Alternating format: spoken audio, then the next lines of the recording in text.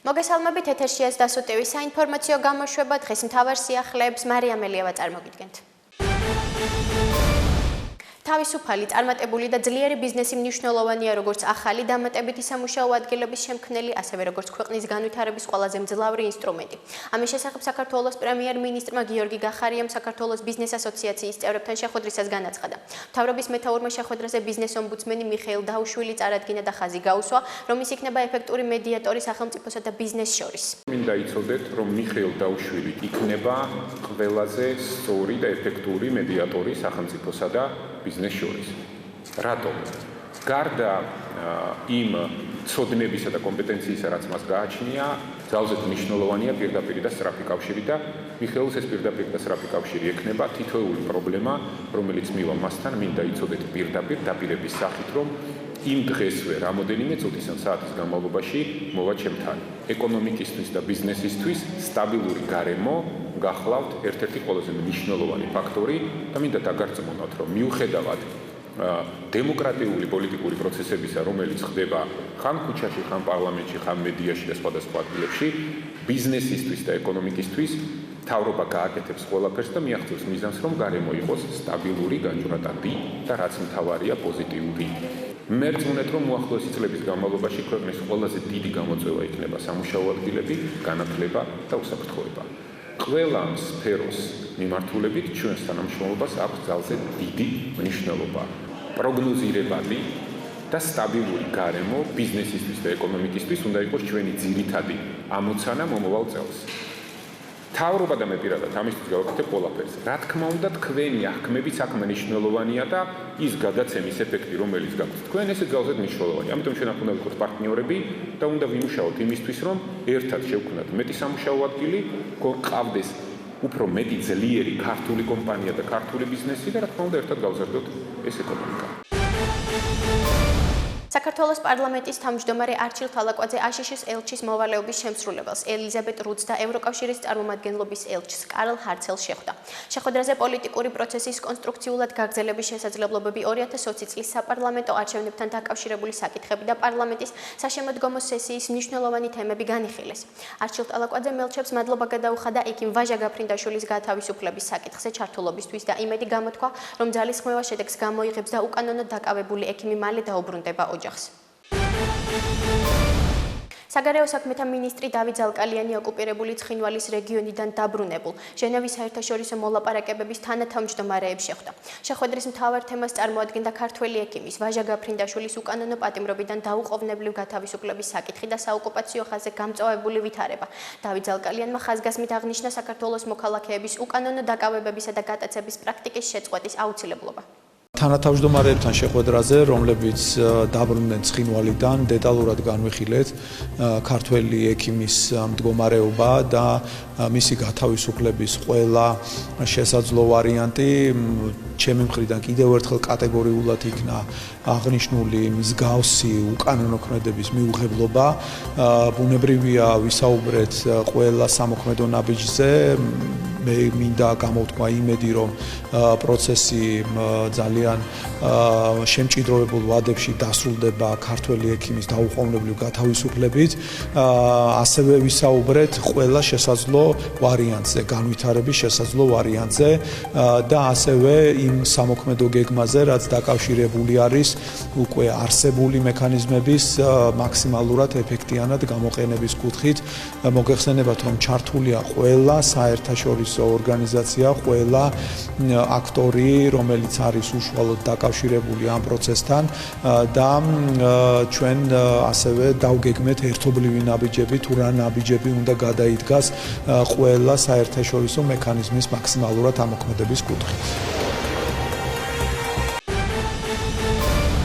საქართველოს თავდაცვის მინისტრმა აშშ-ში ვიზიტი ჯორჯიის შტატში, ფორტ ბენინგში სტუმრობით დაიწყო. ირაკლი ღარიბაშვილმა ფორტ ბენინგის სამანევრო და ხელოვნების ცენტრის მეთაურთან, გენერალ-მაიორ გარი ბრიტოსთან და უსაფრთხოების ძალების პირველი მხარდაჭერის ბრიგადის მეთაურთან, ბრიგადის გენერალ სკოტ ჯექსტონთან შეხვედრები გამართა, სადაც ოფიცრებისა და სერჟენტების წვრთნებისა და ქვედანაყოფის ინფრასტრუქტურული განვითარების შესახებ პრეზენტაციები მოისმინა.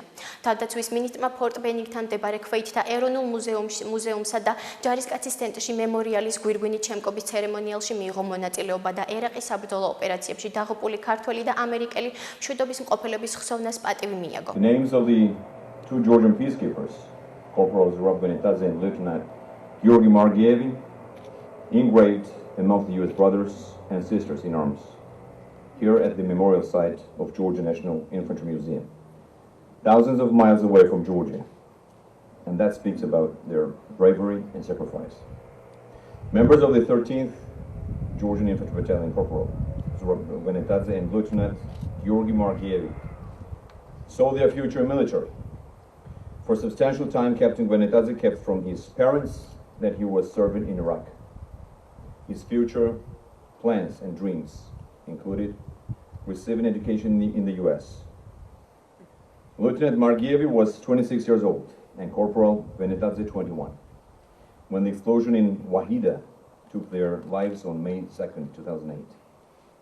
We honor their bravery, and although their lives were cut short, their legacy will live on as they sacrifice their lives for greater freedom, defending common values and goals as they watch for the protection and promotion of democratic values across the world. And I want to take this opportunity to honor all those that serve and sacrifice to make their freedom possible. Commitment to duty, strength, determination, and sacrifice of individual soldiers is and will always be the strength of our countries. It makes us strong and inspires us to unify in our fight for freedom at home and abroad. It is through the resilience of our brave soldiers that we stand here today, proud and determined to succeed even further in our path towards a more secure and prosperous future. Thank you.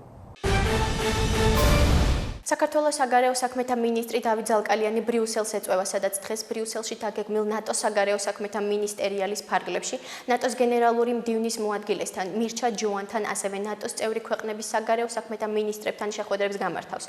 საგარეო უწყების ინფორმაციით შეხვედრებზე განიხილება ნატო-საქართველოს თანამშრომლობის დღის წესრიგის საკითხები, ასევე არსებითი პაკეტის განხორციელების პროცესში მიღწეული პროგრესი და ყურადღება გამახვილდება რეგიონში უსაფრთხოების კუთხით არსებულ გამოწვევებზე.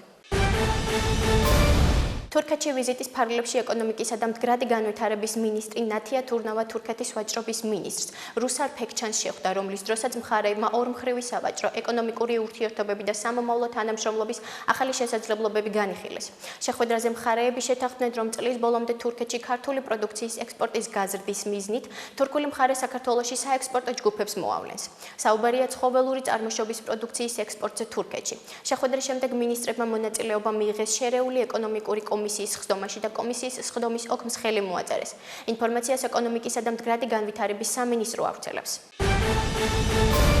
ესტონეთის ყოფილი პრეზიდენტი ტომას ჰენდრიკ ილვესი ცხინვალის საოკუპაციო რეჟიმის მიერ დაკავებული ექიმის ვაჟა გაფრინდაშვილის გათავისუფლებას ითხოვს.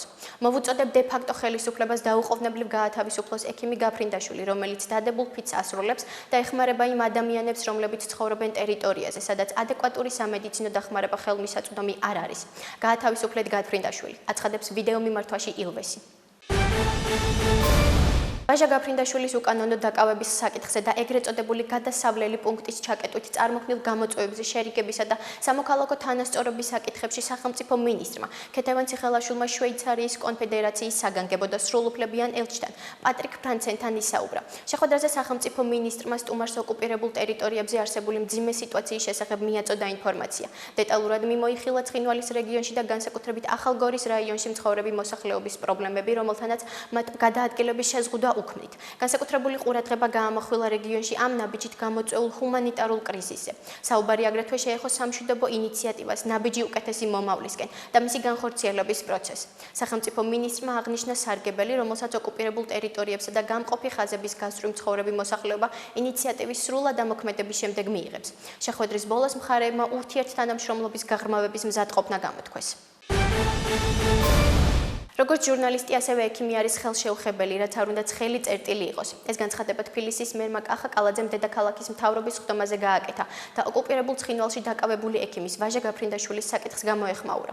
შეგახსენებთ, რომ ახალგორის რაიონში დაკავებულ ქართველ ექიმს ვაჟა გაფრინდაშვილს 15 ნოემბერს ახალგორის ეგრეთ წოდებულ სასამართლო ორთვიანი წინასწარი პატიმრობა შეუფარდა. გავრცელებული ინფორმაციით, ვაჟა გაფრინდაშვილი ოკუპირებულ ტერიტორიაზე პაციენტის სანახავად მიდიოდა. სანამ დავიწყებთ ჩვენი დღის წესრიგით გათვალისწინებული საკითხების განხილვას. Ვფიქრობ, ჩემი, თქვენი და ყველას ვალია გამოვიყენოთ ნებისმიერი ტრიბუნა და საშუალება, რათა გამოუცხადოთ თანადგომა და მხარდაჭერა ჩვენს მეგობარს, პროფესიონალ ექიმს, მაჟა გაფრინდაშვილს, რომელიც არის უკანონოდ დაკავებული საოკუპაციო რეჟიმის მიერ. ჩვენ ყველაფერი უნდა გავაკეთოთ იმისთვის, რომ საერთაშორისო ორგანიზაციებს ყველას მივაწვდინოთ ხმა მის უკანონო დაკავებასთან დაკავშირებით.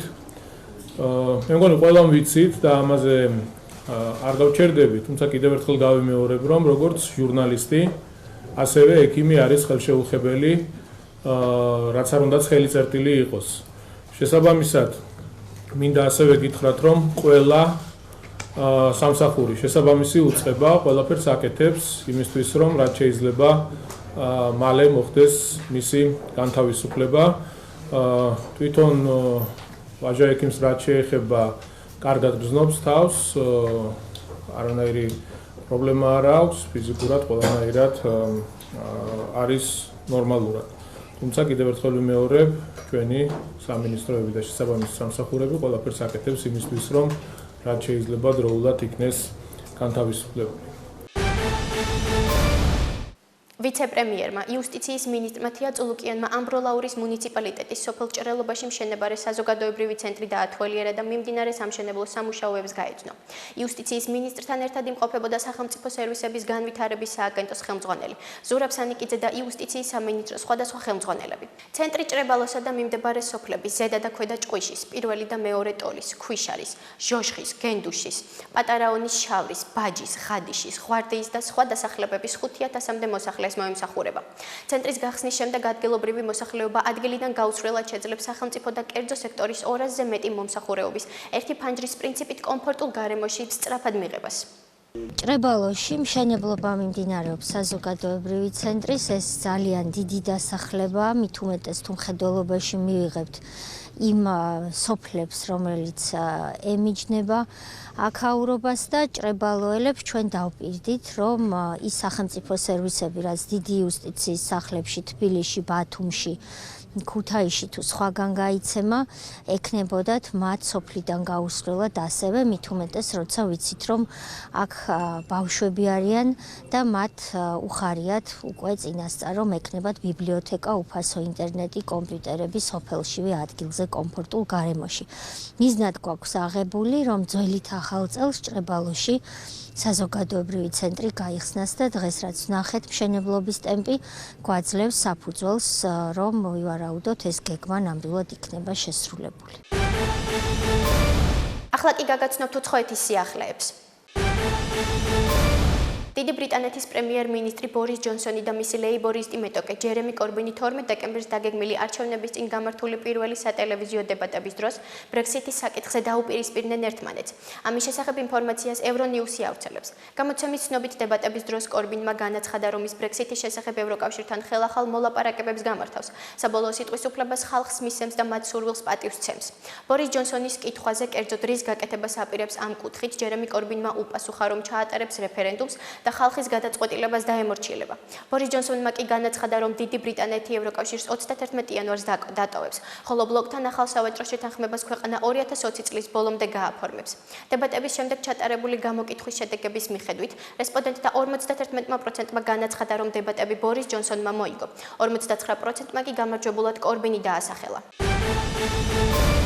პოლონეთის პრემიერ-მინისტრი მატეუშ მორავეცკი აცხადებს, რომ ევროკავშირმა მეზობელ ქვეყნებს კავშირში გაწევრიანების რეალური პერსპექტივა უნდა შესთავაზოს. ამის შესახებ მან პოლონეთის სენატში სიტყვით გამოსვლის დროს განაცხადა. მისი თქმით, თუ ევროკავშირის მეზობელ ქვეყნებს გაერთიანებიდან საიმედო გარანტია არ ექნებათ, მათ შეიძლება სხვა არჩევანი გააკეთონ. ჩვენ აღარ ვცხოვრობთ დასავლეთის აშკარა დომინირების ეპოქაში. შორეულ აღმოსავლეთში, ახლო აღმოსავლეთში და სამეზობლოში არიან საკმაოდ ძლიერი მოთამაშეები, რომლებიც ევროპის სისუსტით ისარგებლებენ. ევროკავშირი უნდა იყოს ღია ახალი წევრების მისაღებად. თუ ჩვენ მათ რეალურ პერსპექტივას არ შევთავაზებთ, ამას ჩვენს ნაცვლად სხვები, რუსეთი, ჩინეთი და თურქეთი გააკეთებენ, განაცხადა მან. ბერლინში გერმანიის ყოფილი პრეზიდენტის რიჩარდ ფონ ვაიცეკერის შვილი მოკლეს. ამის შესახებ ინფორმაციას Deutsche Welle ავრცელებს. გამოცემის ცნობით 59 წლის მამაკაც სასიკვდილო ჭრილობა ცივი იარაღით მაშინ მიაყენეს, როდესაც ის ბერლინის ერთ-ერთ ჰოსპიტალში ლექციას ატარებდა. პოლიციამ თავდამსხმელი მკვლელობიდან ცოტა ხანში ხალხის დახმარებით დააკავა. გავრცელებული ინფორმაციით დაჭრილია კიდევ ერთი ადამიანი, რომელიც თავდამსხმელის შეჩერებას ცდილობდა. მკვლელობის მოტივი ჯერჯერობით უცნობია. სამართალდამცავებმა მკვლელობის ფაქტზე გამოძიება დაიწყეს. ისრაელმა სირიაში ირანსა და სირიის სამხედრო ძალების ათეულობით სამიზნის წინააღმდეგ საპასუხო საჰაერო თავდასხმა განახორციელა. ამის შესახებ ინფორმაციას როიტერსი ისრაელის სამხედრო ძალების წარმომადგენლებზე დაყრდნობით ავრცელებს. სირიის საინფორმაციო სააგენტო სანა საკუთარ წყაროზე დაყრდნობით იუწყება, რომ სირიის თავდაცვის ძალებმა ისრაელის გამანადგურებლების მიერ გაშვებული რაკეტების უმეტესობის განადგურება მანამდე შეძლეს, სანამ ისინი სამიზნეებს მიაღწევდნენ. ევროკავშირში აცხადებენ, რომ ახალგაზრდა მიგრანტების დაკარგული თაობის შექმნის საშიშროების წინაშე დგანან. ამ ინფორმაციას BBC ავრცელებს. BBC-ს ინფორმაციით დღეს ევროპაში ათასობით ახალგაზრდა მიგრანტი ან მიგრანტების შთამომავალი ცხოვრობს, რომლებსაც საზოგადოებაში ინტეგრაციის სერიოზული პრობლემა აქვთ. მათი თქმით, დღესდღეობით ავსტრიაში, გერმანიაში, იტალიაში, საფრანგეთსა და შვედეთში მცხოვრებ მიგრანტებს თავშესაფრის მიღებამდე ქუჩაში ცხოვრება უწევთ, რაც მათ სერიოზულ ფსიქოლოგიურ ტრამვას აყენებს და საზოგადოებისგან რიყავს.